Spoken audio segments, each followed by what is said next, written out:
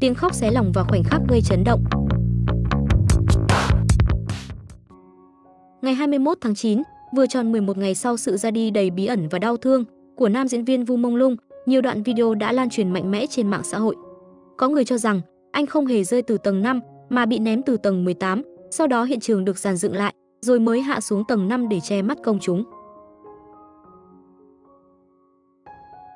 Tin đồn này chưa bao giờ được xác nhận, nhưng tốc độ lan truyền nhanh đến chóng mặt. Người dân, khán giả và đặc biệt là fan quốc tế bắt đầu nghi ngờ toàn bộ báo cáo chính thức. Càng chấn động hơn, một video lan truyền cho rằng đó là cảnh tượng mẹ của Vu Mông Lung, một người phụ nữ gầy gò, mệt mỏi, đã quỳ sụp xuống đất trước cửa. Trước mặt bà là cảnh sát đứng lạnh lùng, tay đút túi, mắt nhìn thẳng mà không một chút động lòng. Người mẹ gào khóc thảm thiết. Cứu với, cứu con tôi với, Mông Lung, tôi đã bảo nó đừng học hát nữa, nhưng nó không nghe. Tiếng khóc nức nở, tiếng gọi con nghẹn ngào đến xé tim, khiến cả cộng đồng mạng rơi vào trạng thái phẫn nộ lẫn đau thương. Hình ảnh người mẹ tuyệt vọng ấy lan truyền như một ngọn lửa, đốt cháy mọi sự im lặng. Nhưng đó chưa phải là tất cả. Một video khác còn gây chấn động hơn nữa. Trên mạng xã hội lan truyền tin đồn rằng có một đoạn video quay cảnh Vu Mông Lung nằm bất động trong một căn phòng trong tòa nhà. Hình ảnh một người được cho là nhân chứng đầu tiên phát hiện ra Vu Mông Lung. Camera run rẩy, khung hình mờ ảo nhưng đủ để làm người xem rùng mình. Anh nằm trên nền gạch, bất động giữa căn phòng nhỏ của chung cư. Dù đoạn clip này chưa được xác thực và hiện khó tìm thấy, nhiều người khẳng định đã nhìn thấy qua các kênh phi chính thức. Nỗi ám ảnh ấy khiến dư luận càng thêm sục sôi với câu hỏi: điều gì thật sự đã xảy ra trong những giờ phút cuối cùng? Một câu hỏi hiện lên trong tâm trí hàng triệu người. Tại sao một nghệ sĩ hiền lành, sống giản dị lại phải ra đi trong những tình huống đầy nghi vấn, và vì sao chưa có một lời giải thích minh bạch nào được đưa ra?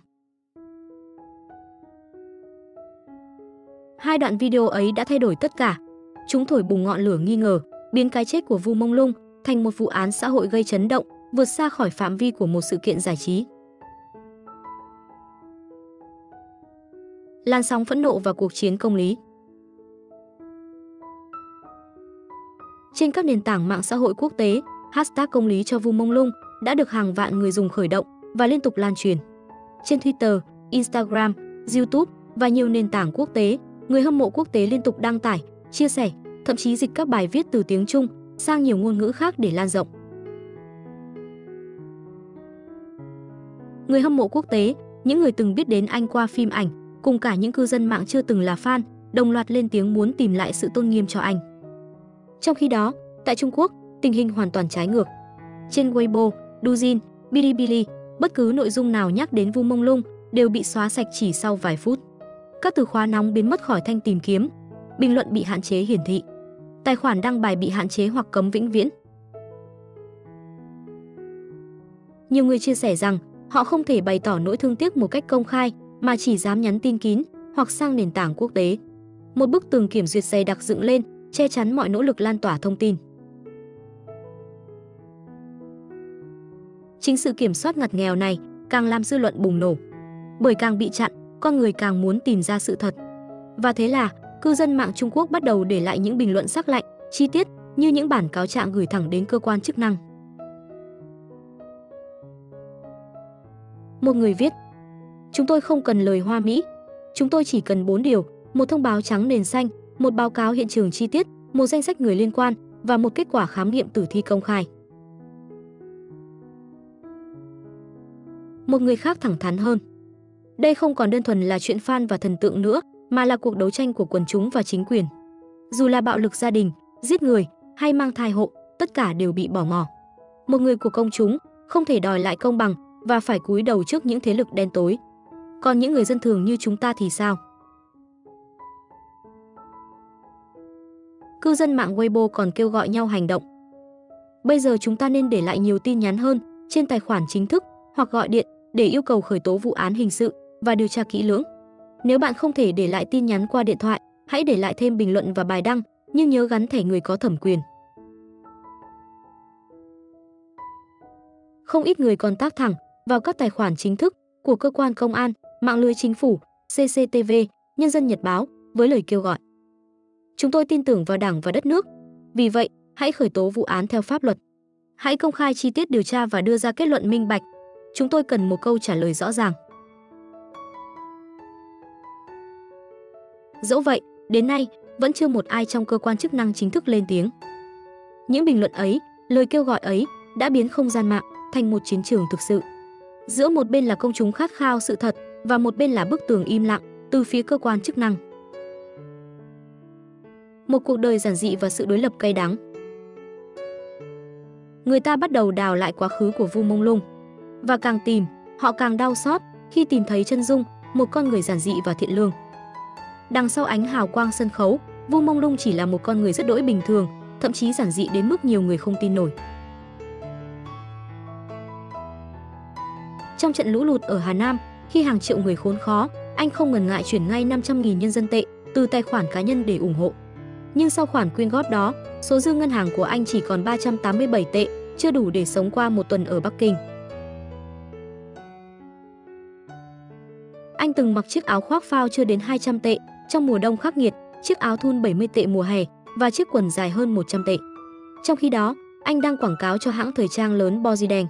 Anh bước ra sân bay với chiếc áo cốt tông vài trăm tệ, còn người quản lý của anh đang khoác lên mình áo Boziden hàng hiệu hơn 5.000 tệ. Một nghệ sĩ với khoảng 30 triệu người theo dõi, nhưng hàng ngày vẫn chen chúc trên tàu điện ngầm, về căn hộ thuê đơn sơ, ngủ trên chiếc giường sắt ọp ẹp, dùng thùng cartoon thay tủ. Có lần, anh mua một chiếc áo khoác 200 tệ trên mạng, còn cẩn thận để lại đánh giá tích cực cho shop bán hàng. Người ta nhìn thấy anh ăn chiếc bánh bao nguội ngắt trong căn phòng trống trơn. Nhưng chính anh đã lặng lẽ quyên góp nửa triệu nhân dân tệ cho bệnh nhân ung thư máu. Rồi anh im lặng, không hề khoe khoang, không một lần nhắc đến. Đó là một con người thiện lương, hiền lành và cũng đầy yếu đuối. Một người như thế, lẽ ra phải được bảo vệ, được trân trọng, chứ không phải ra đi trong một cái chết uất nghẹn, đầy nghi vấn và bị bao phủ bởi sự im lặng đáng sợ. Danh sách gây chấn động và vòng vây quyền lực. Cộng đồng mạng truyền tay nhau một danh sách được cho là liệt kê những người từng có xung đột hoặc dính líu đến Vu Mông Lung. Danh sách này được đánh số chi tiết từ những doanh nhân quyền lực, đạo diễn điện ảnh đến cả gương mặt quen thuộc trong giới văn hóa, văn nghệ, thậm chí cả những người có ảnh hưởng lớn trong học giới và truyền thông. Tuy nhiên, điều quan trọng cần nhấn mạnh, đây chỉ là tin đồn, chưa hề có kiểm chứng pháp lý. Nhiều cư dân mạng khẳng định rằng việc lan truyền danh sách như vậy tiềm ẩn nguy cơ công kích, nhục mạ người vô tội.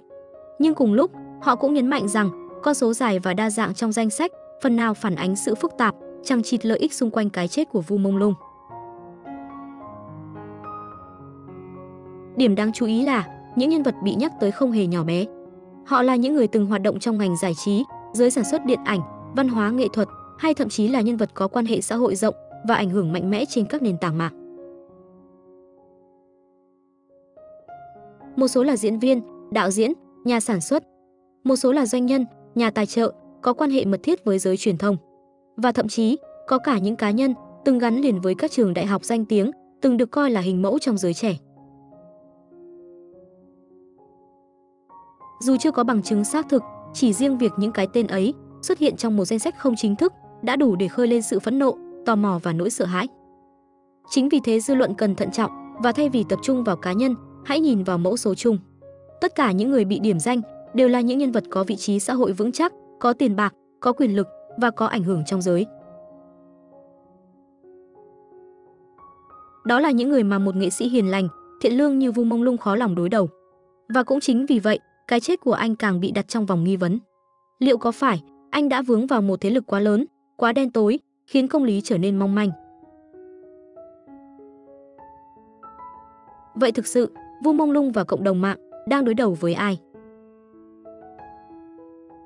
Đằng sau cái chết đầy nghi vấn này, liệu có những thế lực vô hình đang thao túng mọi thứ không? Video tiếp theo sẽ hé lộ bức màn quyền lực và sự im lặng đáng sợ phía sau, nơi công lý dường như bị thử thách. Mời quý vị cùng chú ý theo dõi những cập nhật tiếp theo trên kênh.